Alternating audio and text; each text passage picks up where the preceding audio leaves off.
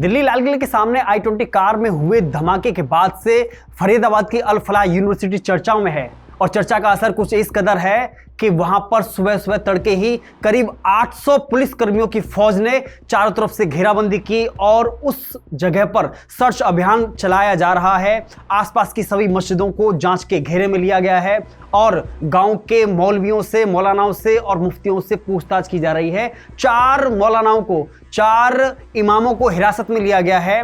सबसे बड़ी बात कि अल फलाह यूनिवर्सिटी को जांच के घेरे में रखा गया है क्योंकि इसी अल फलाह यूनिवर्सिटी के अंदर से 1 नहीं 2 नहीं बल्कि 3 डॉक्टरी चेहरे में आतंकी गिरफ्तार किए गए हैं, जिसमें एक महिला लेडी डॉक्टर भी थी। एक जिसमें डॉक्टर आदिल है, दूसरा नाम मुजम्मिल है और तीसरा डॉक्टर महिला जो कि लेडी शाहीन है। तीनों का संबंध इसी अल फलाह यूनिवर्सिटी से है। माना जा रहा है कि पहली बार किसी व्हाइट कॉलर में आतंकियों के पनाह देने के रूप में इसको इस्तेमाल किया गया है, यानी कि अच्छे, जिन लोगों पर शक न किया जा सके, ऐसे लोगों को इस बार अपना हथियार बनाया है आतंकी संगठनों ने। दिल्ली यानी कि देश की राजधानी दिल्ली में उसे दहला देने के लिए इन डॉक्टरों का इस्तेमाल किया गया है। 3 डॉक्टरों का संबंध, जो कि आतंकी डॉक्टर हैं, इनका संबंध अल फलाह यूनिवर्सिटी से पाया गया है और 4 इमामों को हिरासत में लिया गया है और इसके बाद में सघन चेकिंग की जा रही है। वहां पर आने जाने वाले लोगों से पूछताछ की जा रही है और हर किन्हीं गतिविधियों पर नजर रखी जा रही है। एक और बड़ी बात, जिन 4 इमामों को हिरासत में लिया गया है उनकी व्हाट्सएप चैट डिलीट पाई गई है। कहीं ना कहीं उनका संबंध इन डॉक्टरों से था, उन शक के आधार पर इनको हिरासत में लिया गया है। आज आपको दिखाएंगे अल फलाह यूनिवर्सिटी के आखिर कितने चेहरे और डॉक्टर के रूप में वह आतंक परोस रहा था। अल फलाह यूनिवर्सिटी गेट पर सुरक्षा कैंपस में एंट्री के लिए बैन था, तो गेट पर हमें रोक दिया गया था, लेकिन कैसे भी हम उस अपनी पहचान छुपा करके हम उस कैंपस के अंदर जाते हैं। कैंपस इतना बड़ा था कि वह एक शायद ही दिल्ली एनसीआर में कोई ऐसी प्राइवेट यूनिवर्सिटी होगी जो इतना बड़ा कैंपस अल फलाह यूनिवर्सिटी के साथ में पास में है। अल फलाह यूनिवर्सिटी में जगह जगह पर नाकेबंदी थी, जगह जगह पर बैरिकेडिंग थी, लेकिन वहाँ पर चहल पहल लगातार थी। वहाँ पर छात्र, वहाँ पर शिक्षक, वहाँ पर प्रोफेसर, वहाँ पर डॉक्टर लगातार घूम रहे थे।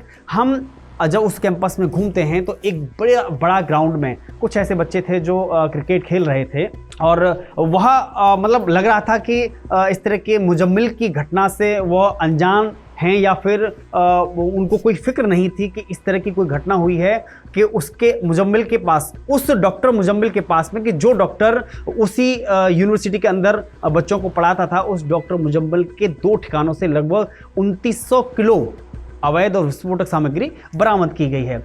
उसके हम आगे जाते हैं तो दूसरे एक पार्क के अंदर कुछ लोग हैं जो नमाज पढ़ रहे हैं और इत्मीनान से अपने नमाज में मशगूल हैं और हमने इसके आगे कुछ जो सुरक्षा में तैनात जो गार्ड हैं उनसे हमने बातचीत करने की कोशिश की, हमने उनसे पूछताछ करने की कोशिश की तो उन्होंने साफ इनकार कर दिया, हम किसी मुजम्मिल को नहीं जानते हैं। सुबह से कुछ लोग यहाँ पर चर्चा कर रहे हैं उसके बारे में और जितनी भी हमें जानकारी है वह मीडिया के माध्यम से हमें जानकारी मिली है, इससे ज़्यादा हम कुछ नहीं जानते। उसमें हमें पता ही नहीं है क्या हुआ है क्या नहीं हुआ है, हम तो देख रहे हैं। हम तो न्यूज़ पे अपडेट सुन रहे हैं, हमें नहीं पता पड़ रहा क्या। 2 ठिकानों पर, दोनों पे हजारों किलो सामग्री, विस्फोटक सामग्री बरामद हुई है और वो उससे बड़ी बात है कि यहाँ डॉक्टरी के रूप में यहाँ वो आतंकी काम करता था। पता नहीं इस चीज़ का, तो हमें तो हमने देखा कि एक हिस्से में एक बड़ा हॉस्पिटल है जहां पर लगातार तीमारदारों का यानी कि मरीजों का आना जाना लगा हुआ है और वो अपने इलाज के लिए वहां पर आ रहे हैं। यूनिवर्सिटी को देख करके एक उसके दूसरे हिस्से में हम बात करें तो वहाँ बड़ी संख्या में लड़की जो स्टूडेंट हैं वहाँ पर वो अपना हिजाब पहने और डॉक्टरों की ड्रेस पहने वहाँ से निकल रही हैं, लेकिन हमने कानों कान बात करने की और सुनने की कोशिश की तो हर जगह केवल डॉक्टर मुजम्मिल और जो महिला वहाँ से डॉक्टर महिला जो गिरफ्तार की गई उन्हीं की हर किसी की जुबान पर चर्चा थी। हमने कुछ लोगों से ऑफ रिकॉर्ड बात करने की कोशिश की, लेकिन उन्होंने यह कहकर हमसे इनकार कर दिया बात करने से कि हम डॉक्टर मुजम्मिल को नहीं जानते हैं और हम सब हैरान हैं इस घटना के बाद में जब से हमने मीडिया पर डॉक्टर मुजम्मिल को आतंकी के रूप में देखा है, क्योंकि उन सब लोगों ने डॉक्टर मुजम्मिल को एक डॉक्टर के रूप में उस अल फलाह यूनिवर्सिटी के अंदर देखा था। हमारे लिए तो सर बहुत अनएक्सपेक्टेड बात है बिकॉज हमारे प्रोफेसर ही थे वो। वैसे तो हाँ, बहुत ज़्यादा शॉकिंग बात है बिकॉज ऐसा लगता ही नहीं था कि वो इस तरह के होंगे या कुछ बात होगी। मेरे को नहीं पता भैया, नहीं पता है। इसके बाद में एक असिस्टेंट प्रोफेसर जो कि महिला है, जो कि अपने आप को हिंदू बताती हैं, नाम न बताने की शर्त पर उन्होंने हमसे कई बातें साझा की। जो कि आपको भी शायद हैरान कर देंगी। पहली बात तो ये कि इस यूनिवर्सिटी में अधिकांश संख्या, जो बच्चों की जो संख्या है वो जम्मू कश्मीर के रहने वाले बच्चे हैं। यहाँ पढ़ने वाले बच्चे जम्मू कश्मीर और पश्चिमी उत्तर प्रदेश के रहने वाले हैं, जिसमें अधिकांश संख्या जो है वो मुसलमानों की है। हालांकि हिंदू मुस्लिम सभी बच्चे इसमें पढ़ते हैं और भी अन्य धर्मों के भी बच्चे यहाँ पर पढ़ते हैं, लेकिन उनका ऐसा कहना था कि जब शुरुआत में यहाँ पर उन्होंने जब जॉब ज्वाइन किया था अपना, तो उनको बड़ी ही असहजता अपनी सुरक्षा को लेकर के थी। और शुरुआत में उनको लग रहा था कि जिस हिसाब से लोग गेटअप में आते हैं, मुस्लिम गेटअप में, जो लंबी दाढ़ी है, मूछें साफ हैं और अलग अलग गेटअप में आते हैं, उन्हीं में डॉक्टर मुजम्मिल था, जो कि पीले रंग की बाइक पर अक्सर वह कैंपस में घूमा करता था और बाहर आया जाया करता था। उस महिला प्रोफेसर की उससे कोई नज़दीकी नहीं थी, क्योंकि डॉक्टर मुजम्मिल को वहाँ पर कई वर्ष हो गए थे अपनी सेवाएं देते हुए, लेकिन जो ये महिला प्रोफेसर थी, असिस्टेंट प्रोफेसर थी, वह उसका कुछ महीनों पहले ही वहाँ पर ज्वाइनिंग हुआ था। लेकिन उस महिला ने कहा कि इस घटना के बाद से हर कोई एक बात ही कह रहा है कि खास तौर पर उस महिला के बारे में, जो महिला डॉक्टर वहाँ से गिरफ्तार की गई, जिसका नाम शाहीन शाहिद बताया गया। शाहीन शाहिद महिला वो महिला है जिसकी कार से AK-47 बरामद हुई। AK-47 उस डॉक्टर महिला की कार से बरामद हुआ है, जो महिला डॉक्टर अल फलाह यूनिवर्सिटी में अपनी सेवाएं दे रही थी।